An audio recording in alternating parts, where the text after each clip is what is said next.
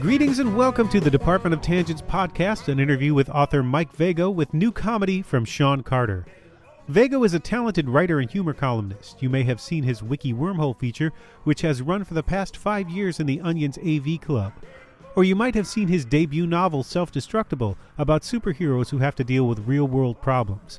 A teenager discovers he can set things on fire when he's angry, and the part he's most excited about, at least at first, is that he gets to be homeschooled and doesn't have to deal with the mean kids. A 20-something has superpowers, but it's debatable that she's a superhero. Her parents were definitely celebrated superheroes and protectors, but they're dead now, and when she goes on a bender to drown her sorrows, she finds she has to move back home to Buffalo to avoid the tabloids. This is not a winking satire, although there is a strong sense of humor influenced by comics like The Tick and Ambush Bug. Vago explores these fantastical things with a more practical eye. What would it be like if these people actually had these kinds of powers? What would they do with them? If you like superheroes and comic books, especially The Tick and Ambush Bug and the Legion of Substitute Superheroes and the like, if you're interested in self-publishing, if you're interested in Vago's column, or even why I yell Neil Young at the end of every episode, then this is the episode for you. I should also disclose here that I've known Vago for more than 20 years.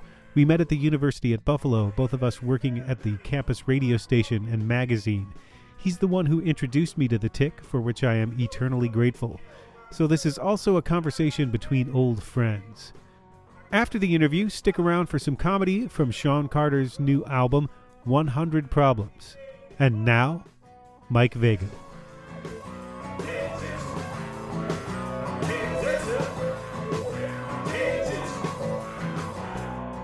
So what's your elevator pitch for what Self-Destructible is about? Well, it alternates between two lead characters.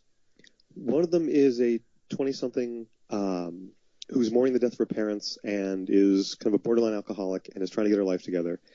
The other is a 15-year-old who accidentally almost burns down his school, and the two of them just want to stay out of trouble and keep their heads down, but it's hard to stay out of trouble when you have superpowers. I was going to mention at some point that this is not a book aimed at kids, but I think that probably just explained it quite well. Yeah, that was the thing I went back and forth with a lot, actually, because a bunch of people heard the idea and said, oh, this would be a great YA book, this would be a great YA book. But it was so integral to the story that the Marie, the 24-year-old, just has such 20-something problems. I tried to rewrite it with her as a teenager, and because the objection wasn't the alcoholism and it wasn't the little bit of off-screen sex. It was that she was too old to appeal to teenagers or younger readers. Middle school kids will read about teenagers, but not people who have jobs. Well, it's interesting the problems you run into that are artistic problems versus what publishers want you to do, those kinds of problems. Yeah, and it can be good to have constraints and to try to think about an audience. But with this, it was mostly this was the story I had in my head, and I couldn't really just change it to because maybe it would appeal to somebody or make more money. It would probably be better for me if I could do that. But I'd also it took me 6 years on and off to write the thing, so I kind of didn't want to go back and rewrite it. Right. Part of it was just me wanting to be done with the thing, and so I could move on to the next idea. You should have done what would have been big is superheroes who dangle string, for cats and pets. That's gonna be the next one. Yeah. You set this in Buffalo, and you grew up in Buffalo. Is that mainly why you chose to set the story there? Is because you sort of knew the setting, you could bring that sort of alive? Yeah, I think, write what you know. But there was also, before I started writing any of it, I thought a lot in my head about how this sort of world with people who have superpowers would work, because I didn't want to do a riff on comic books. Because I feel like there's a lot of what is the deal with capes? Out there, up to and including The Incredibles, which is terrific and a great take on superheroes, but it's deconstructing the tropes. And I'm reading Kurt Busiek, who does Astro City. It's a comic series where he has sort of a city populated with superheroes, but he tells the small stories. And he said he wanted to, the guy who says look up in the sky, what's that guy's the rest of that guy's day like? And And he said, like, we've done decades of superhero deconstructions. He wanted to reconstruct them and sort of take what we've learned and just put them back together. So I was kind of thinking more along those lines, like how would this work not as like reacting to what's in comic books, but just like if you had superpowers, like what would your life be like? What would your day be like? How would this be kind of how could you tell sort of down to earth story about the actual problems people would have? And I had this idea story about someone who can fly. Yeah, like the interesting part to me isn't like I think the enduring appeal of Spider-Man is that the crux of the story isn't that he's super strong. It's that with great power comes great responsibility, that he has this thing weighing on him, that he's a teenager and he should just be a kid having fun, but he feels like he has to, he has sort of realistic problems and realistic, like, emotional issues to do with him being who he is. And that's far more interesting to me than, oh, he's super strong and can punch people. I was just going to say he also goes home and it's not a mansion. Well, exactly, yeah. Somebody once said Batman has a butler who, makes him dinner. Superman has a boss who yells at him. But the thing that kind of unlocked it for me, because I had ideas in my head and I hadn't really started writing much. I think at that point I might have even, at one point I started storyboarding it out as a comic. But then I read Lev Grossman's The Magicians, which is, the elevator pitch for that is Harry Potter for grown-ups. And the idea is that it's a teenager who gets recruited by a secret college for magic. And so it's got all the fantasy tropes, and there's references to Narnia and Harry Potter and all the sort of fantasy books we all grew up on. But the crux of the story is that, like, the main character is kind of an antisocial, like, jerk, and he has, like, literal wish fulfillment. He gets to go to a secret school for magic, and then he finds out that the sort of in-story equivalent of Narnia is a real place, and he gets to go there. And so his childhood dreams have literally come true, and he's still not happy, and he finally realizes, like, the problem is him. And so it's about him growing up and coming to terms with, oh, like, I have all these problems because I'm a dick to everybody. And so once I read that kind of unlocked what I wanted to do with the story. It wasn't that I wanted to write, like, a traditional superhero story. I wanted to use the trappings of that to explore the characters. Well, I think once you had the characters, it would be harder to do this as an actual graphic novel because there's so much internal dialogue and struggle. Yeah, I didn't get very far in sketching things out. Partly because I can't draw it. Also, I was just doing stick figures, which, people storyboard comics and do it that way and hand it over to an artist. But so much of the story is in their heads, which is also why I wrote it all as first-person narration, because it's really kind of them explaining to you their lives. Like, the characters are kind of the ones telling you the story. And so it just goes back and forth between the two of them. That's a tough structure to handle as well, because it doesn't give you that omniscient voice that you can look into other characters and explain secondary characters and show what's going on, say, across the city with anybody but these two first-person narrators that tell the story. Yeah, that's true, and it's a good and a bad thing. You have to work within what the characters know, and if you want the audience to know something, the character has to find it out somehow. But it also means you can have secrets from the audience because you have secrets from the characters. There are things that, like, supporting characters know that they're not saying that end up being reveals later in the story. And so you can use that to your advantage a little bit. And even the alternating leads kind of work sometimes because, like, at one point, by the middle of the story, they're both working on the same two sort of mysteries. And they each have some information, and if they got it together, they could probably help each other. But the funny thing about the alternating structure, the sort of cliche when you're writing is that your characters will speak to you and they'll, take a life of their own. And I thought, that's nonsense. I'm just writing a story that, But they absolutely got away from me and sort of led their own lives, because my original idea for the story was Marie's kind of a screw-up. Her parents were, like, A-list superheroes. And but they were killed trying to save New York in the sort of superhero equivalent of 9/11. And so she was already kind of the rebellious teen, and then she just goes over a cliff after that. And she's kind of half-heartedly trying to clean up her act, but not really. So the idea was that she would meet Charles, who's a teenager who, like, realizes abruptly that he can shoot fire out of his hands and almost burns down his school. And within the world of the story, you get your powers from your parents, like she did, and his parents are boring. And so he doesn't know why this is happening to him. So the idea was going to be that she mentors him, through this and then does a terrible job and almost gets him killed or gets him hurt or something, and then kind of gets her act together and, sort of takes on, like, finally acknowledges that she has to have some responsibility, and they work together in the end, and then it works out.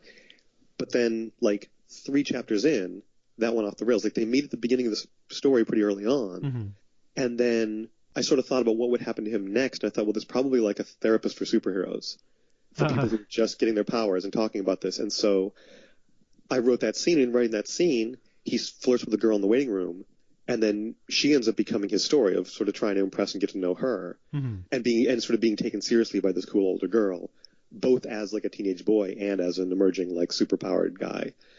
And so that was his story for sort of the middle part of the book, and then I brought him back to sort of what I planned. There's also a big reveal in his story that I had planned to be the end of the book, and I realized I couldn't really sustain the mystery for the whole. It wasn't like a big enough reveal to sustain it for the whole book, and so I put it in the middle, like maybe 2/3 of the way through, and then I had to figure out, like, okay, what happens to him next? And I ended up just doing the bad mentor with somebody else. Yeah, and that reveal wouldn't have been that. I'm trying to say something without giving away a huge spoiler. That reveal isn't necessarily a story-ending exclamation point. Yeah, I had thought about that when I had the idea, and then I realized, like, that's sort of the middle of the story. There needs to be more after that. It was just going to be like he finds out this shocking thing, and then he sort of clears the air with another character, which is in there. But that was going to be sort of how it wrapped up after the big sort of climactic scene. But yeah, it needed more. In fact, one of the things that I did when I was writing this was to keep track of the characters in the story. I made a spreadsheet because I'm kind of obsessed with spreadsheets.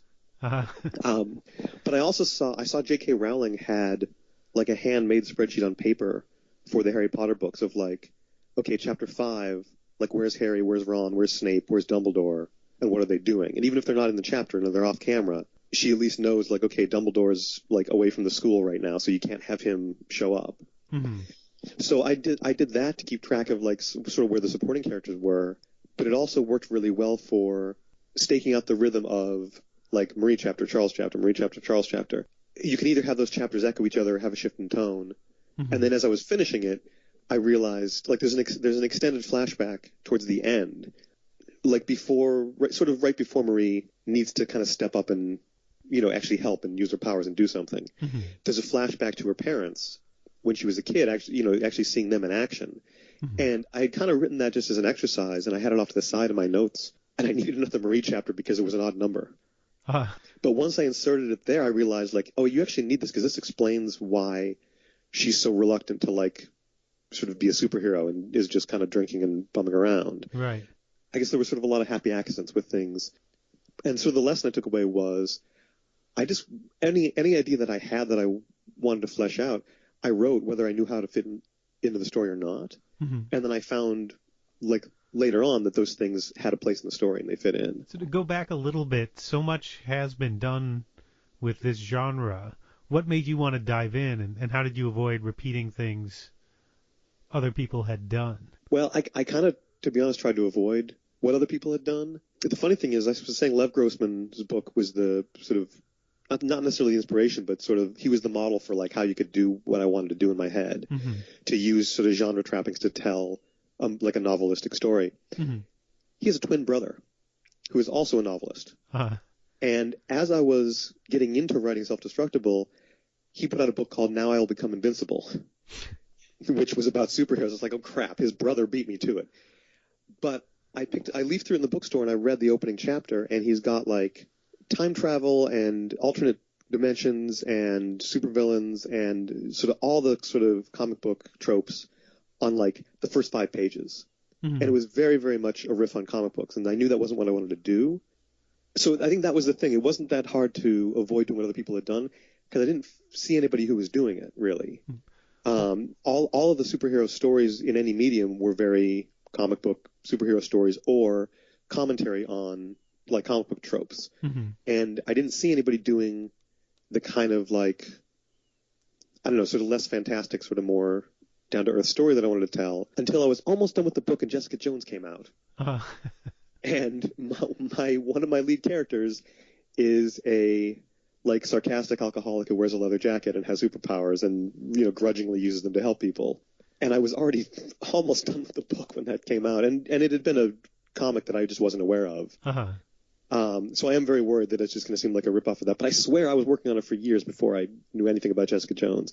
And now I'm sort of hoping that, like, people who like that show or like that comic, you know, it'll appeal to them because it's a similar story, but it's not the same story. No, yeah, and I don't see Rehab as being incredibly similar to Jessica Jones.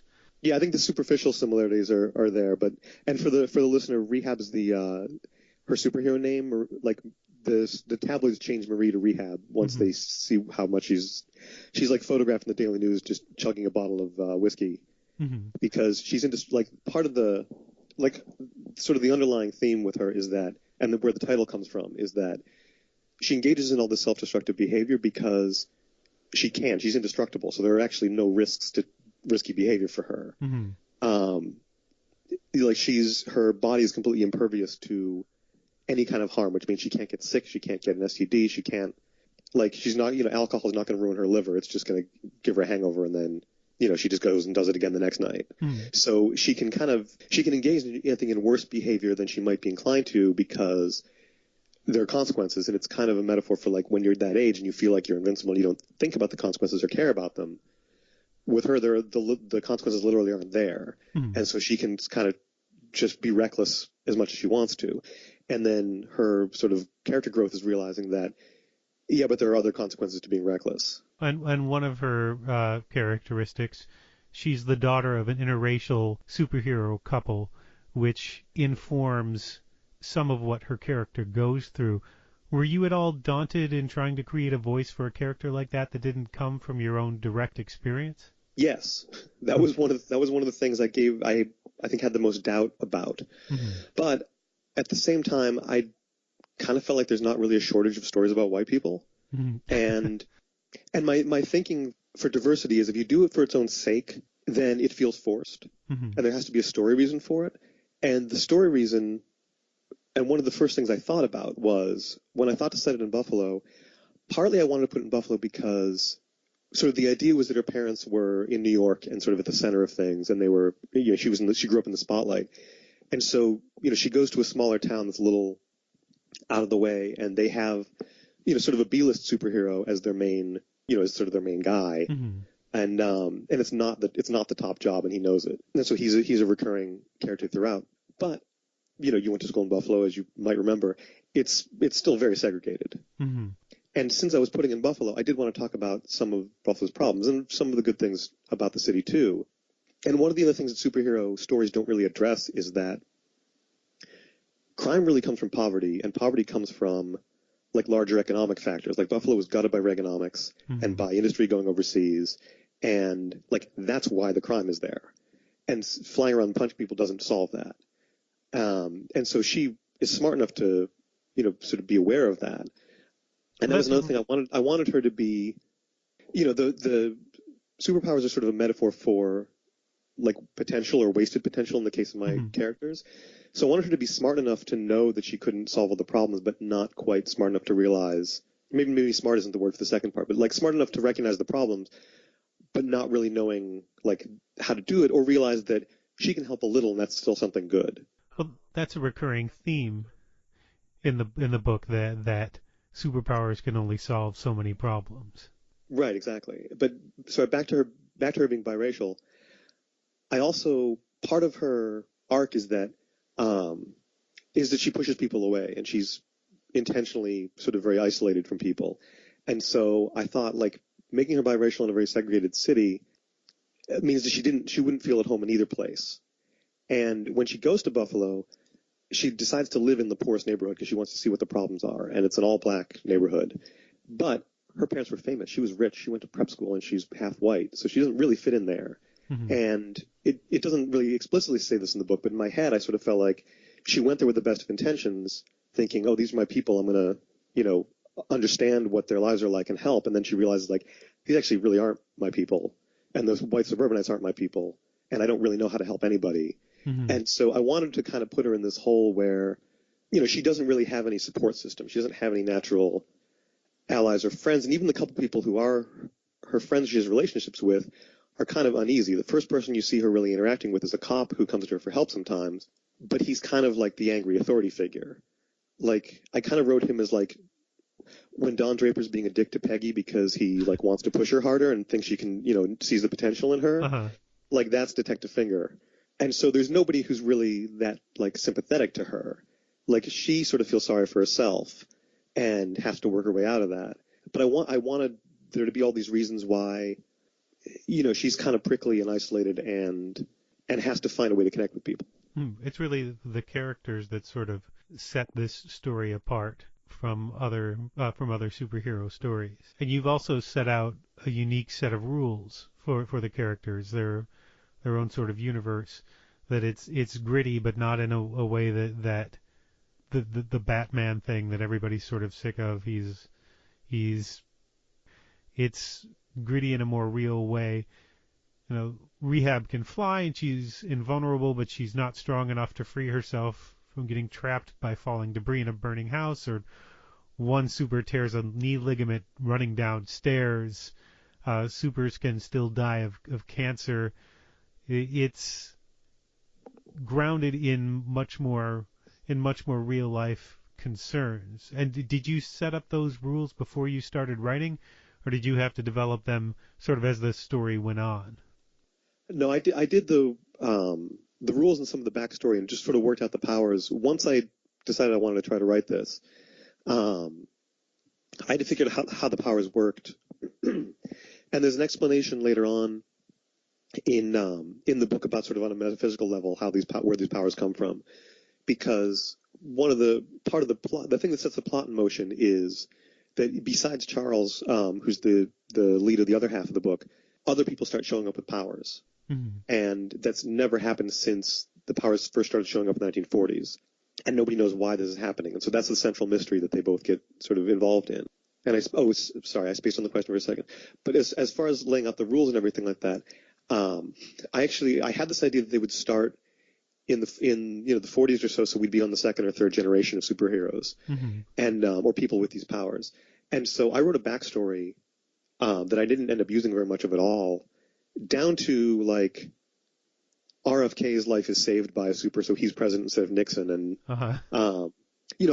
I had an idea about playing with this alternate history where we got RFK's optimism instead of Nixon's cynicism and how that changes things. And then I realized that's really nothing to do with the characters, and it's too much. Well, the Watchmen did it too already. You had.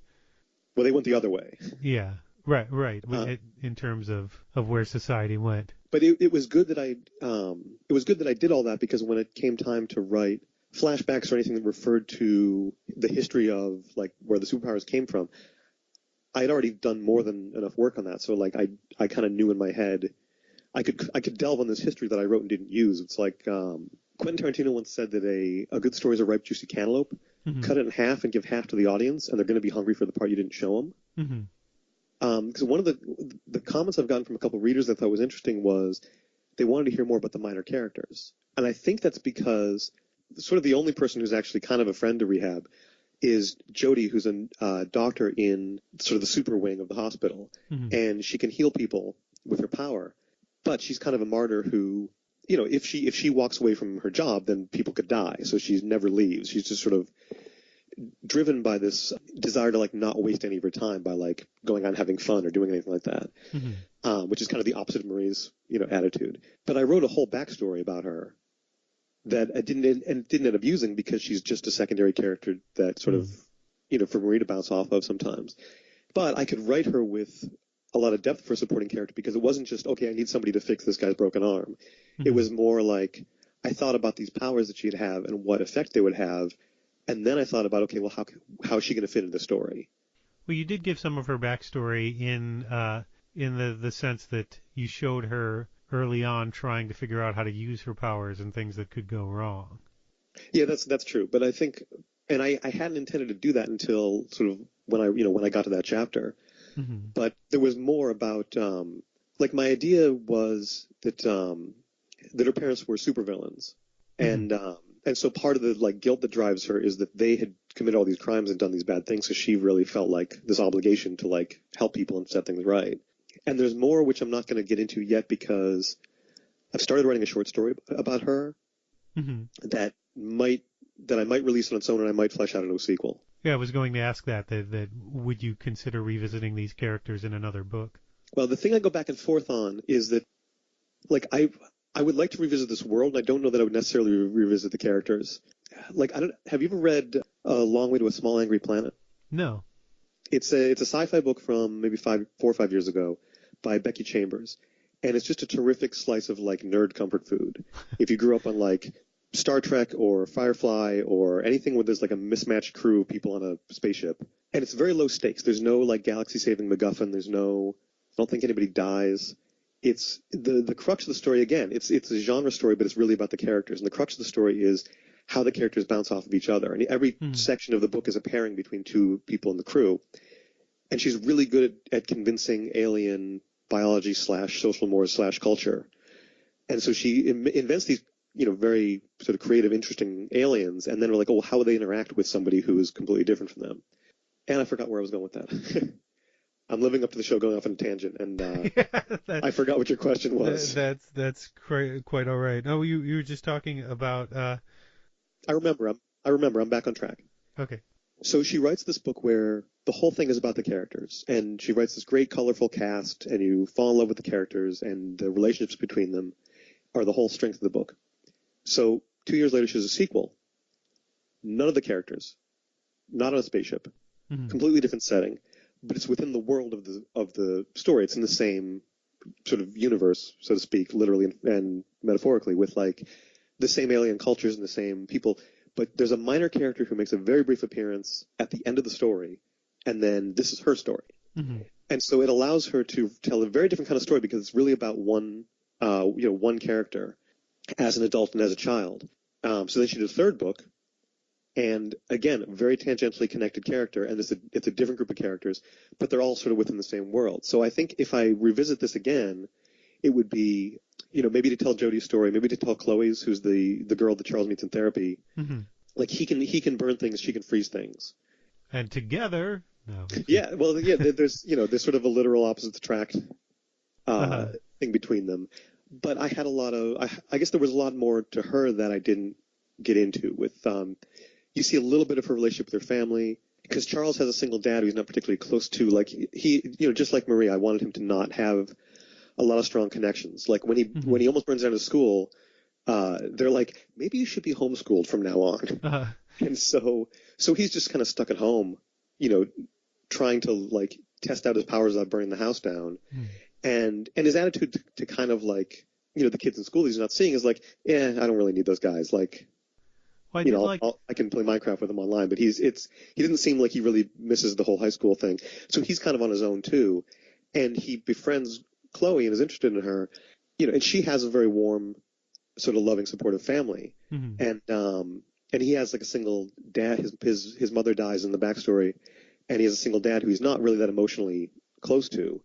And so I wanted to sort of contrast that, but I had this idea in my head that I didn't really get to explore in the book that, she has this warm and supportive family, but she still feels like an outsider because of her powers, and always worries that they like look at her as a freak. And in my head, sort of, they don't, and they completely just, unquestionably love her, but she can't get this idea out of her head, like this sort of self-doubt.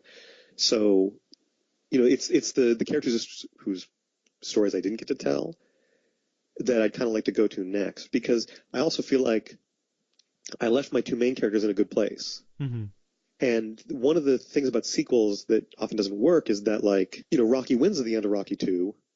Like, where do you go from there? Like, well, we have to back down in the hole again and then have him. But, like, Rocky 2 is the same movie as Rocky 1, except he wins the fight in the end. And there's something like it's not interesting to me to do a sequel where like all the same stuff happens, all the same jokes as in Airplane 1. I just had this discussion, a similar discussion, with Matt Leslie, who sort of set up. He wrote the movie Summer of '84, and the end of that movie, it's kind of open-ended that the characters are still out there and you could pick up the story, but what do you do with that second story? Because you've already had in that particular movie that third act changes the tone of the story dramatically, and you've already sort of revealed that shift. So what's the tone of the next movie? Where do you go from there? And I think it's why Texas Chainsaw Massacre 1 and 2 came out like they did. 2 is a little bit more of a comedy. You get Dennis Hopper involved. Number 1, the first one is just a flat-out horror movie. You don't really get to see much of why this is happening. It's just, here we go, run. And in the second one, they start building a backstory, and it's a very, very different movie than the first one. I think you'd have to do somewhat of the same thing if you're going to keep the same characters. Yeah, there has to be some reason to come back to it. So difference in tone, or like when we were in college, they started putting out the Star Wars novels that have now been like non-canonized. Mm-hmm. And I read the first. I'm blanking on the name of the first one, but there was a sort of trilogy that was highly regarded. Splinter in the Mind's Eye, was that the first one? No, this was earlier than that. The Heir to the Empire, maybe. Okay. And so it starts off like, hey, after Return of the Jedi, Luke and Han and Leia and Chewie, they're all back. And it was a pretty good read, and it was fun to revisit those characters, and more Star Wars, because this was years before Phantom Menace, and so we thought we were never going to get another Star Wars movie. Mm-hmm. So this was the next best thing. And then with each subsequent book, like, it's still Luke and Han and Leia, and they're still the same people they were in the movies. And it's just that, like, they defeat Darth Vader, they defeat the Emperor, but then there's like another evil guy. Mm-hmm. So then they defeat that guy, and then there's another evil.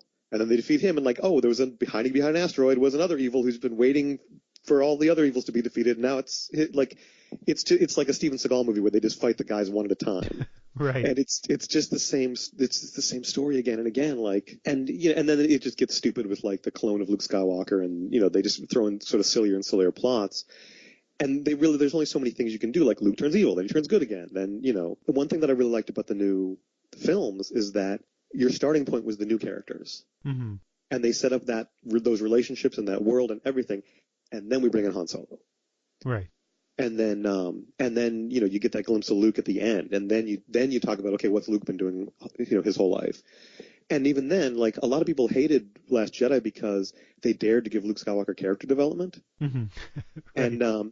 And I would argue misread his character from Return of the Jedi completely. Mm-hmm. But that really worked for me. Like, if it were just Luke Skywalker sort of flying an X-wing and sword fighting people, like, I saw that movie, 25 years ago. Right. But the fact that now he's like a regretful, older guy, like, that's interesting because it's different. So I think the only reason to go back to it is if you can either you have a different take on the same characters, or you can explore something else in that world. But there's another thing. Somebody, I forget, it might have been Tasha Robinson, the film critic, had a really insightful take on Incredibles 2, another superhero story, which I really, really enjoyed. And I don't know that Pixar really needs to do any more sequels, but I would watch 5 more Incredibles movies. Uh-huh. But she pointed out that every character has the same story arc from Incredibles 1. Mm-hmm. Mr. Incredible is stuck with a boring responsibility when he wants to be out there punching people. Violet is like trying to talk to a boy. Dash is kind of irrepressible and realizes he has to dial it down a little bit. And, Helen sort of has to get back out there and use her, be super again, but still hold the family together, and has to have like the mom, work-life balance. And they all have the same story. It's a different take on those same things, but it's one problem with like sequels that just hit the reset button. It's like a sitcom where you can't give anybody any character development. Right. That's not that interesting to me. It's if I thought of a way to like, okay, now Rehab is like cleaned herself up and is responsible and is out there helping people. If there's an interesting take on that and an interesting take on like, I don't know what her life is or what her emotional sort of challenges are there. But I kind of feel like if you have this, if it's a coming of age story, the person comes of age, and then that's kind of the, it's like Mark Twain says at the end of Tom Sawyer, like, we can't end with a wedding, so we're just going to sort of pick a spot and this is where it ends. Mm-hmm. And you can't really go back and have them come of age again. Right. There are 2 things that I do want to go back to that we sort of covered already. One is just a moment between Burns and his father that you say they're not very close, but I thought it was a nice and sort of telling moment when they're at the hockey game, and they say, and Burns says, well, we're not the kind to really hug and say I love you, but I pretend to enjoy my pretzel a lot more than I really do, and I hope he gets the point. That was, I really loved that particular moment between them, the way you try, if you're not particularly an expressive person, the ways you might try to get the point across anyways, and you just have to hope the other person understands your gesture. Yeah, and that just came from, like, Charles is just transparently me at that age. Uh-huh. And so I wasn't very expressive, and I'm still not terribly great at that now. And it's sort of one of the things that I've tried to be better about. Like, you know, and as far as trying to dream up characters, like, you know, Charles is sort of the person that I am or was, Mm-hmm. and Marie's the person that I'm not. Mm-hmm. Like the one who does reckless things and takes risks. Like I was always sort of painfully responsible as a kid, to the point where I feel like, you know, I probably could have gotten passed out drunk a couple times and maybe fun things would have happened. Uh-huh. But I didn't. So, you know, she's sort of this alter ego that I can, like, she can get into all the trouble that I didn't get into, and there's no consequences because she's made up. The other thing that I wanted to go back to is the Tarantino analogy about was it the cantaloupe? Yeah. Make them hungry. It occurs to me that in cutting this story down, you made it more of a thriller that just happens to that happens to just be about superheroes, rather than your standard superhero story. Would you agree with that? Yeah, I think so. And I think it wasn't even that I set out to write it more as a thriller or as a detective story or something. It was that I didn't want to do the cliched superhero story. So there's not really a supervillain in the traditional sense. There is somebody with superpowers who causes trouble, who they have to sort of track down, but there isn't like a Lex Luthor, you know, scheming to take over the world, and there isn't like a Justice League. You know, it's a little more of like, well, I guess just because that stuff doesn't happen in real life. Mm-hmm. Like, one of the things I kept thinking about with Spider-Man is that Peter Parker is constantly just like on his way to work and he sees a bank being robbed and he can run in their head. Like, how many times has that happened to you? He's just very unlucky. Yeah, but you know, I spent a lot of time thinking about, like, okay, but what would really happen? Like, what would this really be like? Because you wouldn't be, you know, criminals wouldn't like band together and build a lair. They would just be like, oh, maybe I can use my power to steal some money. Uh-huh. Right. And you know, and that's kind of it. Like, there aren't, you know, in real life there aren't really criminal masterminds. Even to the point where I read, I think Cy Hirsch did a piece in the New Yorker years ago about how the FBI spent a lot of time trying to determine whether Al Qaeda was this gigantic global, you know, network, or whether it was just some guys. Mm. And their conclusion was it was just some guys, and they were able to do a lot of damage because they were very determined. But it wasn't this, like, you know, it wasn't like Spectre. It wasn't this super like organization with a volcano fortress. It was, right, you know, just some very determined, you know, terrible people. The worst frat ever. Yeah, and they had backing from, you know, powerful people. You know, it seems they had some money from the Saudis. You know, still are very good friends. We're still covering up murders for them and such. Uh-huh. And you know, they had some help from on high, but it wasn't like there isn't like a Legion of Doom in real life. And with the superheroes too, the analogy that I hit on early on is that if there were really people with superpowers, we would treat them like athletes, because those are really our superheroes. Like LeBron is our superhero. And we look to him to do, you know, to open a school and do sort of good things. But we also excuse a lot of bad behavior. I think, like, to date, how long it took me to write the book and get it out there, I think Tom Brady was marrying his pregnant fiance while another woman was also pregnant with his baby. Uh-huh. And we're like, but he's 5 Super Bowl rings. You know, he can do what he wants. And so, you know, I sort of started from that point where, you know, superheroes would, you know, kind of be excused for that kind of behavior. Right, depending on their level of power too. And, like, you know, in the comics, sort of, you know, because they're aimed at kids who are started that way, they kind of avoid that. So, like, Batman's sort of married to the job and doesn't ever have any romantic relationships. Or, you know, he will flirt with Catwoman and then they can't stay together because they got to keep writing comics and nothing can change. Mm-hmm. Whereas in real life, would you never ever be like, hey, baby, I'm Batman. You know, you want to come and see my cave? Right. You know, like that would happen. Like, maybe not to Bruce Wayne, but to somebody. Like, there would be somebody who would use their powers to get girls, or, like, you know, to you know, siphon a little bit of money off the top. Uh-huh. And people would be like, hey, he's Batman. You know, what do you expect? The first time these kinds of things got brought up was kind of in superhero satire, and you're the one who turned me on to The Tick. I think when we were roommates right after college, I read the comic book series, and then we started watching the cartoon series. But just before that, there was kind of a golden age of superhero satire, and I don't know how much of this you might have been a fan of. I don't know if you remember Ambush Bug, for example. Oh, you lent me that comic, yeah. Oh, did I? Yes, okay. Because there's one where he and Superman switch powers, yeah, that's his and first. Superman's frustrated that he can only do one thing now. Yeah, and of course, Ambush Bug takes complete advantage of it because he doesn't have a lot of great powers. So mostly he just sits around his apartment not liking David Letterman. Right. Well, I don't know that I consciously thought of this while writing the book, but I feel like those satires were the first people to kind of look at like, yeah, but how would this really work? Yeah. You know, like there's the famous essay from years and years ago, like Man of Steel, Woman of Kleenex. Uh-huh.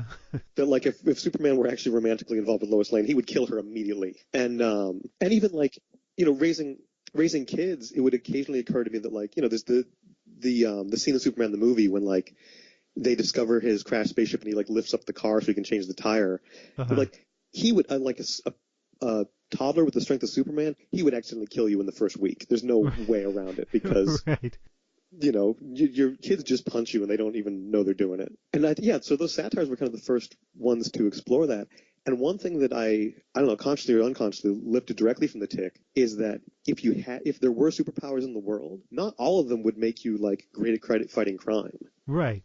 And I had, you know, I have some other sort of jobs like Jodie the doctor who, like her power is that she can see and rearrange people's cells.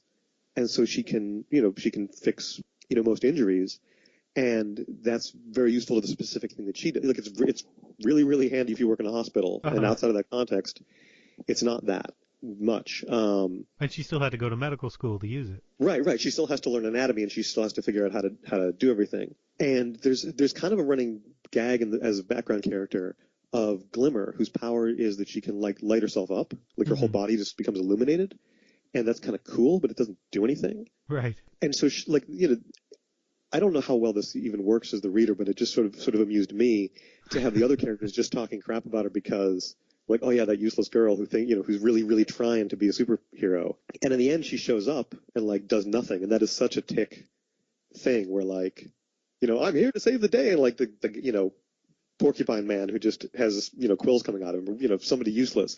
Right. Because the big joke for the Tick was that like 90% of the superheroes didn't do anything and their powers weren't really that useful. Well, there's one comic that I think doesn't get nearly enough credit for maybe starting that trend, and that's the Legion of Substitute Superheroes. Do you remember that one?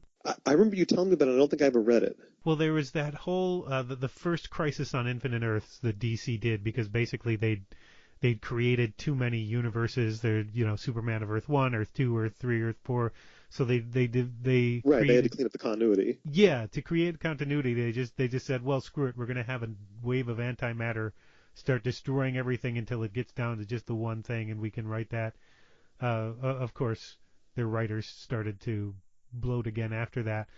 But part of the consequence of that storyline was that every hero and every villain, which I thought was a really cool aspect of that story, was off trying to fight whatever was creating this wave of antimatter. So back on you know, good old regular Earth, nobody's foiling the bank robberies. Yeah, so you had the Legion of Substitute Superheroes like Rainbow Lad and Matter Eater Lad, who didn't have, you know, nigh invulnerability or you know, all the cool powers, getting together and trying to fill in the cracks. And I know that they did one or two of them during the Crisis on Infinite Earths, and they may have resurfaced every so often.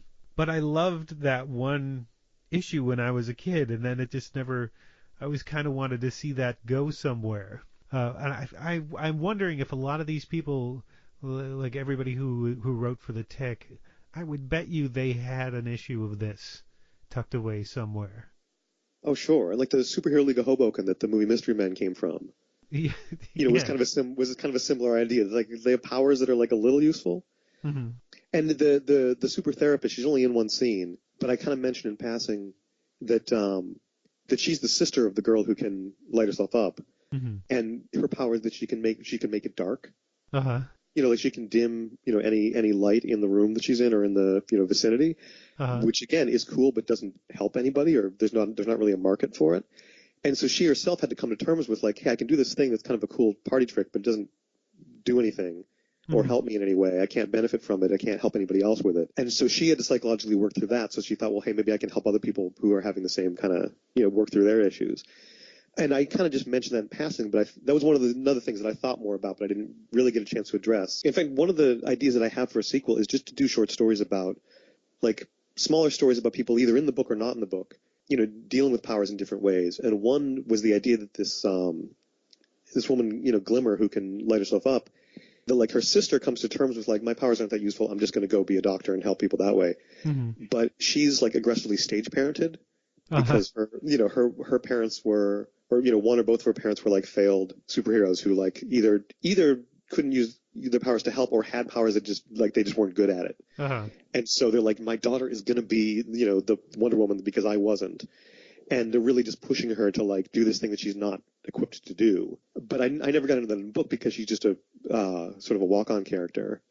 She would be fun to use if you wrote a book of short stories about all the other characters. She would be fun to be the link between all of them. That she shows up at some point in every story and just declares herself, and everyone ignores her and goes away. Like she's the only real link between all the tying it all together. So she's born in this ship. And they're the second ship to go. And they're only a couple years out from landing, and they get a message from the first ship, SOS. Mm-hmm. So something's gone wrong, horribly wrong, and they don't know what, and they're just stuck on a one-way trip to this planet knowing something bad is waiting for them. They don't know what. You've had a variety of publishing experiences. Those were with a publisher, and this book is self-published. Is there anything that helped you with self-publishing from your first experience? I think helped and hurt me. Like, yeah, I realized I didn't get into the backstory or my background at all, but I've already published 4 books before Selfdestructible, none of which are fiction. The miniature book of miniature golf is a working miniature golf course in book form, and like I envisioned it for like middle school kids, and the publisher envisioned it for adult golfers because if a book has golf in the title, adult golfers are required by law to buy it. Uh-huh. And they're a very strong, very loyal book market. And I feel like we struck the right tone that it appeals to everybody. And it's been out for 10 years, and they're still selling it. It's still like every Father's Day, it's on the tables. And there was a sequel to that which didn't work as well, The Pocket Book of Pocket Billiards, which is it's a book on rules of like billiards from around the world and throughout history. And it comes with a working miniature pool table, but it's much harder to play a tiny pool table than it is to play like a miniature golf on the page of a book. Right. So that one didn't do as well, but it's still for sale in some places. And then a couple years passed, and I had this idea, like those books there wasn't a lot of writing involved either. It was paper engineering, and so I had this idea. I was learning like pop-up books and how to make them and studying them. And there's a pop-up you can do where when you pull a tab, a thing slides back and forth across the page. And the way you do it is there's a like sort of a trench cut into the outer page, and then there's a page, and all pop-ups have like an outer page with spaces in for things to come out of, and the lower page where the things pop out of. So the upper page has a little trench, and it goes back and forth. And I thought, well, if you can go like 3 inches across the page, why can't you go all the way across the page? And why can't you go to the next page? And so I had this idea for something that would go to the edge of the page and pivot and turn to the next page and keep going. So it took me years to get the engineering right because I kept making prototypes that would just tear up the paper. And at some point I gave up. And my secret to getting these book publishers, I worked for the publisher. So I kind of have an in. I didn't need to get an agent. Didn't need to sort of go through a lot of the like travails that most authors have to go through. So, but for Train, like a couple people were very encouraging. They were like ready to put money in my hand. I could not make the thing work. And then we hired a new children's book editor, and I saw that he had a good head for the mechanics of books, because it's not a thing a lot of people think about. The designers think about the look of it, and the editors think about the content. And the mechanics doesn't come into play for most books. Like hardcovers and paperbacks, they all work the same way. Right. But he had a head for like how the physicality of the book works, and so he and I hammered this out in like an hour. So that book's called Train: A Journey Through the Pages. And my wife Lorraine wrote the text for it, and it's just like a rhyming couplet on every page. It's for little kids, and there's a plastic toy train that's attached to the book. It's part of it, and you can slide it across the page past the story. As the train goes through different landscapes, It's just sort of this gentle poem about the different landscapes that it's passing. Mm-hmm. But you can drive the train from one page to the next, all the way through the book. So we did a follow-up to that called Rocket, where it's a rocket that goes through space and you see different things in outer space. So obviously those are very different books than this one. And I say like it helped and hurt having that experience. It helped because I work for the publisher, so I know how the business works, and I understand. Like one thing about a lot of self-published books out there, you look at the cover and you know it's self-published because not everybody is a book designer. And to be fair, I'm not a book designer, but I work in a room with a lot of book designers, and I see a lot of books being designed. And so I felt like I had a little bit of an advantage there. And I found the amazing killer photo on the cover, which was a photographer named Dan Carlson posted on Unsplash, which is a great free stock photo photography that are really like artsy stock photos. They're not like woman eating salad laughing. But there's all these amazing. But I enjoy woman eating salad while laughing. But these are really like really artistic, high quality, terrific photos, and there's just an endless number of them. To the point where I looked through a couple where there's somebody jumping sort of just off of frame, so it looks like they're flying away. But I found somebody who's jumping while they're on fire. Like in 100 years, I could not art direct a better photo for my book than the photo that this guy took. And so Dan Carlson, if you're out there, thank you so much for taking that photo. So, I felt like I could make the design look professional, and I could do, when it came time to publish it, I could do a release schedule, and I could get some advanced press, and I sort of knew what the process was of putting it out there. But then I'm kind of spoiled by working there and not having an agent, because I did spend a lot of time sending it to agents, and I learned it was a tough sell because it doesn't fit into a neat box. Because it has one teenage character, but it's not really a YA book. But that also means it's kind of a kid's, like it's, I think it was hard to see it as a book for adults or for teens. And it's genre fiction, but it's not the two genres, which are sci-fi and fantasy. Right. And superheroes, funny enough, like even though they just dominate the multiplex, there aren't that many superhero books. Like books, not comics or adaptations or novelizations of like, Batgirl or somebody existing. Because the Austin Grossman book that I mentioned earlier was one of the only ones I could find. There's a few dozen books out there. There aren't a lot. It's not really it doesn't have a shelf, in the bookstore for superhero books. Right. So it was a tough sell for a lot of reasons. And then my wife, who also works in publishing, suggested that a lot of first-time authors get a tiny advance and are just expected to promote their books themselves. And I thought, well, I can promote a book myself. And I also have a sideline writing for the AV Club, the pop culture website. I used to do like pop culture news items and the occasional feature for them, and I'm basically down to one thing a week called Wiki Wormhole, where I write on weird Wikipedia pages. And I'm like delighted and astonished they've let me write this thing for 5 years, because it's occasionally pop culture related. Like I'll go on the Wikipedia page on like list of films considered to be the worst, and talk about the bad movies on there, but also like how some Wikipedia editor sort of decided what is considered to be the worst, and sort of the interesting, I don't know, like Wikipedia's just got a lot of strange dead ends and dubs. Just and weird pages of things, and it's also my excuse to delve into like weird history, and one of the readers was actually commenting about how it's been a long time since I brought things back to Rutherford B. Hayes, our most mediocre president. Because he's come up a couple of times now, and I always just link back to every previous Rutherford B. Hayes article because he just comes up in passing weirdly often. But I think it's just because I'm a little bit obsessed with him as our most mediocre president, and with the president with the best facial hair. But that helped you promote the book, that connection as well? Yeah, AV Club was nice enough to do an article, and I have sort of a readership who to some extent knows who I am. And also because AV Club is, I think more than other websites like that, there's more of a back and forth between the writers and the readership. It's one of the only, the sort of credo of the internet is never read the comments. It's, and they've switched commenting systems. It's changed a little bit over the years, but for a long time it was one of the best comments sections on the internet because it was people who were really passionate about film and music and television, having like a real in-depth conversation about that. And somebody would write a review, and then some of the responses would be more in-depth than the reviews, and would would pick up insight that the reviewer had missed because there's just one person. And but then sometimes the reviewer would chime in and think, well, I didn't think so because of this, and you had a real conversation going.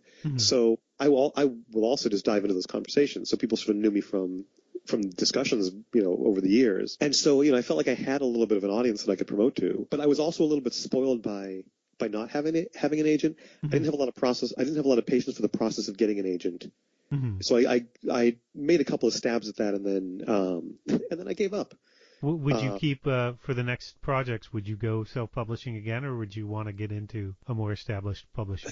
I think as much as as a reader and a writer, it's terrific that there's this boom in self-publishing, that anybody who can finish a book can put one out there, mm-hmm. and that some of those books can catch fire. One of my other favorite sci-fi books from recent years was one called Wool, about this society of people living in an underground bunker, and the outside seems to be incredibly toxic, and everybody leaves that they die. And if you commit a serious crime, you're sentenced to death by going outside and cleaning the window, or cleaning the camera that shows you this devastated hellscape. Mm-hmm. One of the great things is it moves from one main character to the next throughout the early part of the story. Like the main character dies, spoiler alert, and then it picks up from somebody else's perspective in the next chapter, which I thought was a terrific thing, because you don't ever see that coming. It's kind of the Game of Thrones trick, except that had a bunch of characters and they killed off one. This had one first-person narrator, and they killed off the first-person narrator. And a publisher probably wouldn't let you do that. But that was a self-published book that just took off because it was terrific. Mm-hmm. And then traditional publishing sort of found him, and now he's in Barnes & Noble and everything. So it's great that people can do that, but self-publishing has also made me realize, I went into it thinking, okay, I'm a decent enough book designer that I can make it look good, and I'm a decent enough writer that I can, I've been a copy editor and I've been an editor at different places, and so I can make the book read professionally. Mm-hmm. And I had a friend he was also writing a novel, and so we sort of traded back and forth and edited. So he was kind of my editor. Mm-hmm. And my mother, who is a elementary school teacher and has taught grammar on and off for a lot of her career, was a vicious copy editor. And so she read it and just corrected all the grammar. And sometimes I had to push back and be like, but these characters wouldn't use perfect English. I know you use perfect English, but and so she was actually incredibly helpful. And so I kind of had my editorial team, but what I realized is that you also have to be a publicist, and you also have to be a salesperson, and you also have to be a marketing person. And I can do some of those things, and I know how most of those things work, but I can't do all those things. Mm-hmm. And so, I would be happy to go back to a traditional publisher. And Workman, the publisher of my first 4 books where I work, we do have a fiction imprint that this book wasn't a good fit for, and I showed it to an editor there just to get her advice, and she gave me a lot of worthwhile advice. But the imprint's Algonquin books, which are based in North Carolina, and they mostly do Southern authors, and they do terrific books. Like Oprah's latest recommendation, An American Marriage, that was one of ours. Mm-hmm. And so they're doing, I think, sort of more literary stuff than this. They don't really do genre stuff, and they have a YA imprint, and this was skewed too old for YA. So the YA ideas I'm working on, I would go to them first because I know them and I work there, and mm-hmm. and I don't have to get an agent. I don't have to pay. I don't have to pay anybody 10%. But I would probably try again. I will try every avenue, because one thing with Selfdestructible, one of the things that just made me decide to finally just put it out myself, was that I didn't really have any illusions that I was going to put it out and immediately be J.K. Rowling. I just kind of wanted people to be able to read it. And I've been working on this thing for 6 years. I spent a year sort of looking for agents and sending out emails, and then getting frustrated and not doing anything for 3 months, and then going back and doing it again. And so I just wanted to be done. Mm-hmm. So now that I put it out, I can just focus on the next thing, and the story's out, and I don't, I can't tinker with it anymore, and people can read it and enjoy it or not. Mm-hmm. But it was very satisfying to just have it's a book now. It's not just the idea I keep droning on about to my friends, it's a book. And so that part of it was very satisfying, and I'll do again. And if the next thing I write, if a publisher wants to put it out and can get it into more people's hands, more people can read it, that's great. But if I put it out myself again and, to dozens of readers or however many people find it, that's still good too. And that's still satisfying to me. Mm-hmm. I know the book business well enough to know that the odds of you getting rich doing this, or being able to quit your day job or something like that, are infinitesimally small. So that can't be the goal. The goal is just, right. Did I write a story that some people enjoyed? Well, yeah, it's good to have a revenue stream as well, but to because your work is worth something. But you've really got to work hard after the book is done to get there. And it justifies all the time you spent not doing other things or interacting with people. So I wanted to wrap up with something. I would be amiss if I didn't tell people that you are the reason this podcast ends with me shouting Neil Young. Do you want to tell the story, or should I? Well, I would like for you to tell the story. I enjoy that it was, I think, more than a year into the podcast. I wanted to see if you would say anything that I finally got a text from you after a particular episode saying, does that have anything to do with this particular story?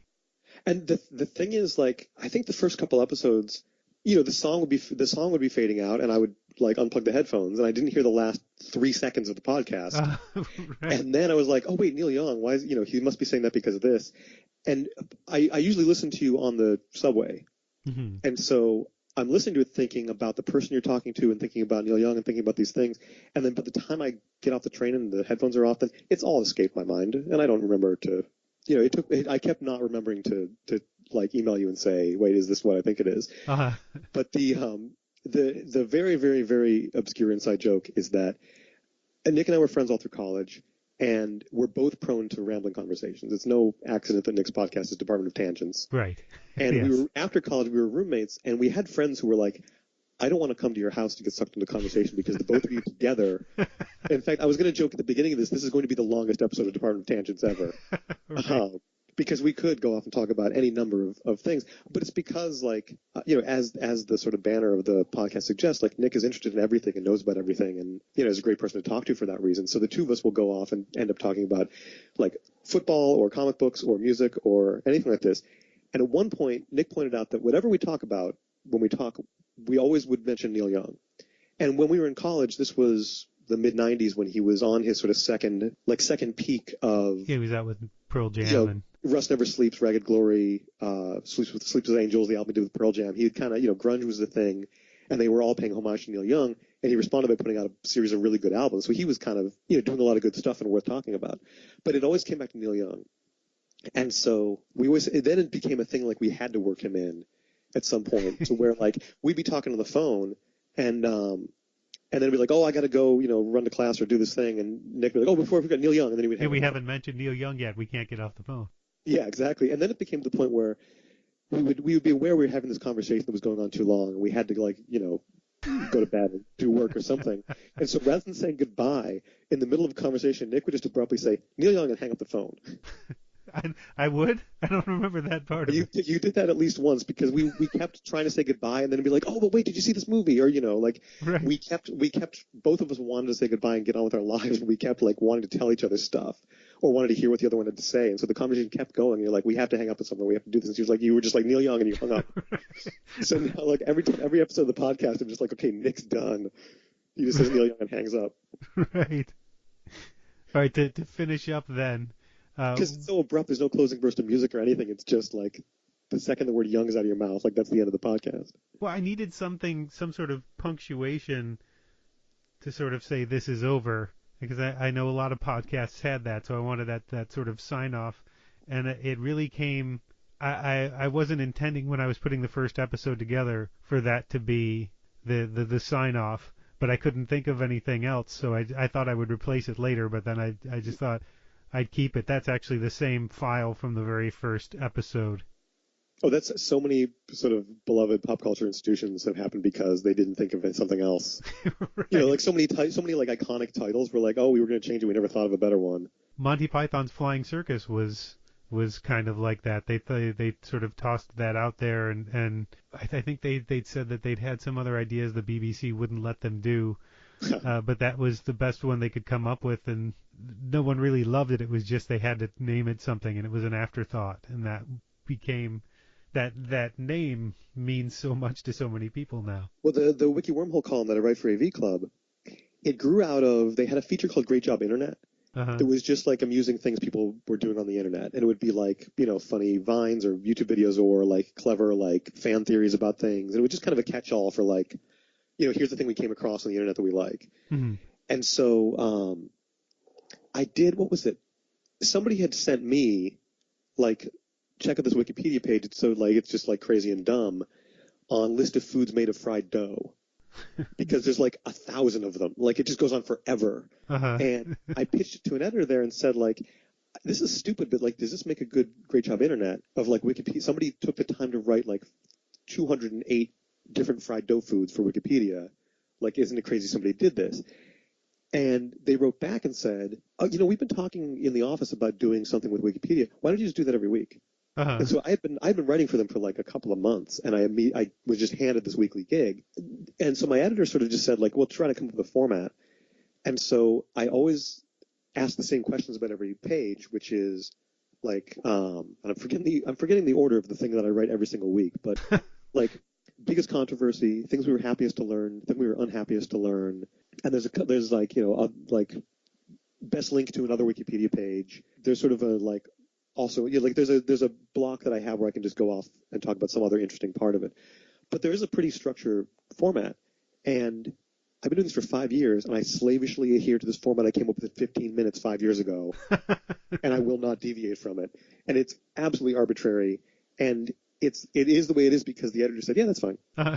Because this started off as like a very small thing that I don't think they thought was going to be such a long-running feature. It was just an offshoot of this sort of small feature on the site, and neither I nor they put that much thought into it, but now like that's the way it is. Like, I'm sure when the Letterman writers came up with the Man Who intro, like, Man Who, I'm sure you know this, but Man Who is like a comedy term for a running gag that you have to keep up with.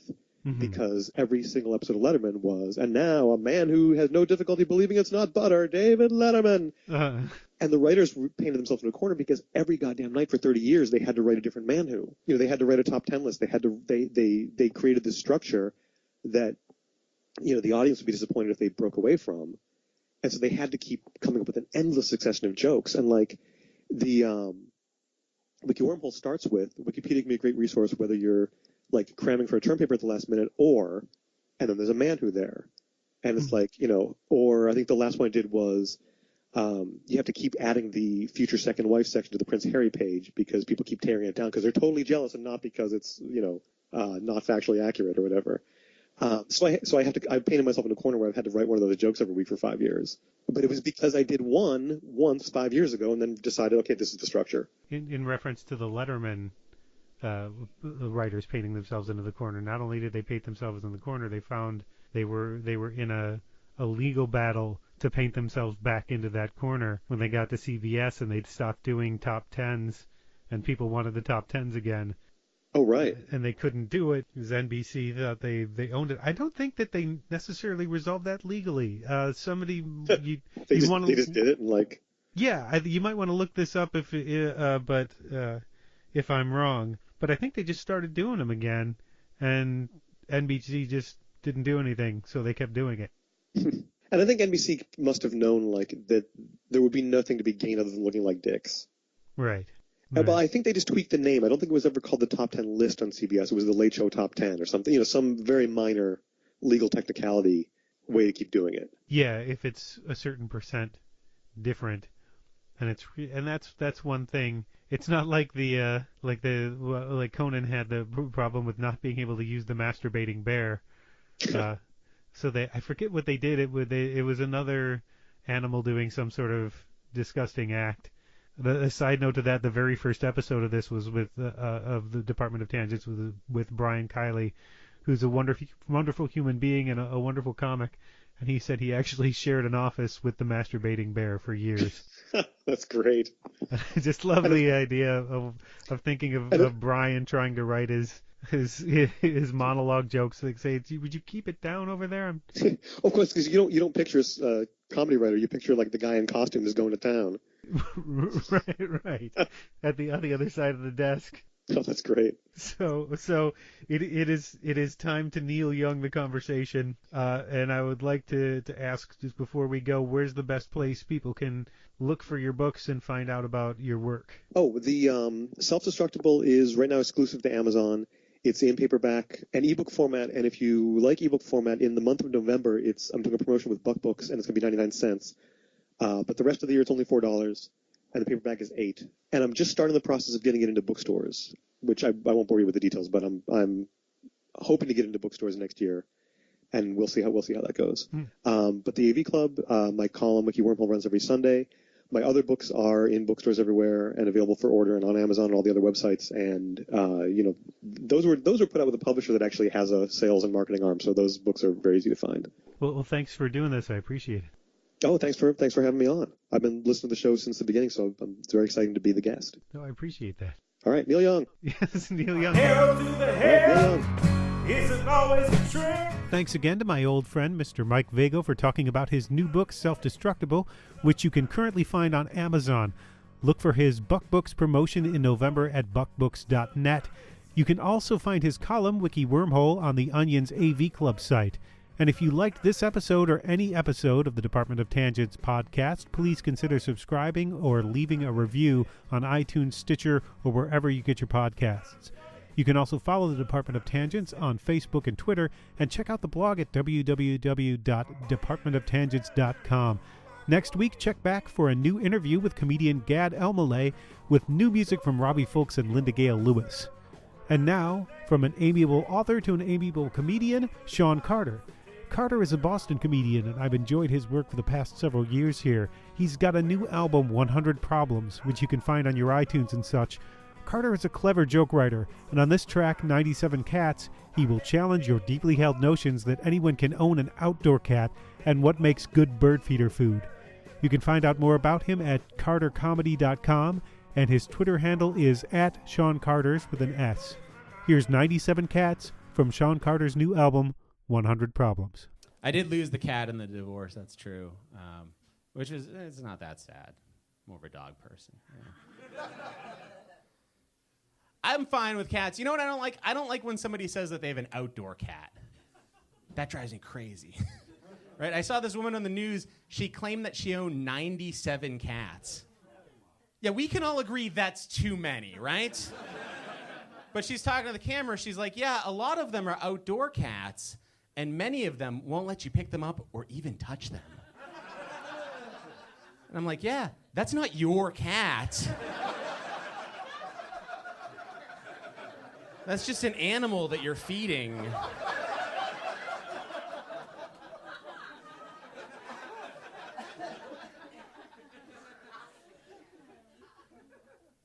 But it gave me a good idea.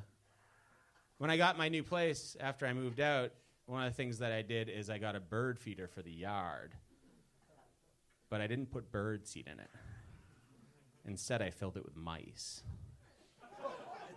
Yeah, well, because if I'm going to watch birds, I'm going to watch hawks.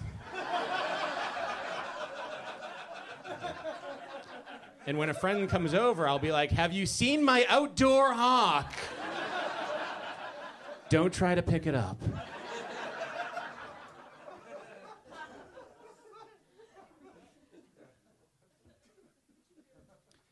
I don't want to act like it was all bad times with my ex either, right? Like, there was good times when I was married. It could be nice sometimes. Right? Like, one night, we were in the shower together. And I've never been a chiseled guy, but she was so sweet. She looked at my naked body in the shower, and she goes, your body looks like a statue. I was like, you're just saying that because I'm peeing right now. The water was warm. I don't know. I did get a new pet when I got a new place. I did. I got a pet snake. Yeah. I bought this thing, full-grown boa constrictor, right? And the kid at the pet store told me that you have to feed it live rats. But then he went even further. He gave me the really, the weirdest advice. He goes, before you drop the rat in the cage with the snake, put the rat in a plastic bag first and swing it around your head a bunch of times. He said, that way when you drop it in there, it'll be all dizzy and disoriented, and it won't fight and kill your snake. I was just like, no. I'm not doing any of that. I'm just going to drop that thing in there, level playing field. And if the rat kills the snake, fuck it, I've got a badass pet rat.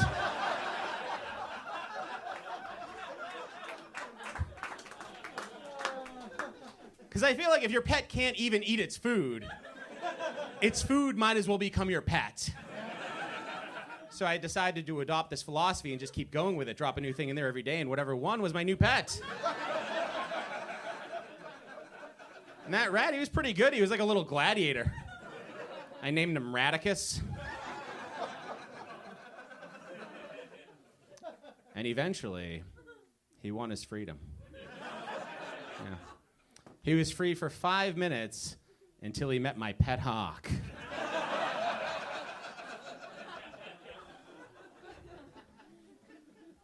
All right, Neil Young.